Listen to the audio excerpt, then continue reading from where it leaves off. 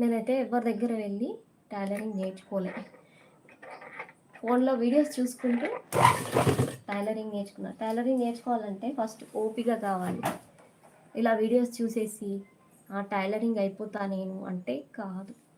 First మనకు ఓపిక అనేది ఉండాలి. టైలరింగ్లో మాత్రం ఖచ్చితంగా ఓపిక ఉండాలి. ఓపిక లేకుంటే మనకు అసలు కుట్టేటప్పుడు కొంచెం తప్పు వచ్చినా చిరాకు వస్తుంది అనమాట. ఆ కుట్టడం మీద ఇంట్రెస్టే పోతుంది. ఖచ్చితంగా ఓపిక ఉంటేనే టైలరింగ్ అనేది నేర్చుకోగలుగుతాం.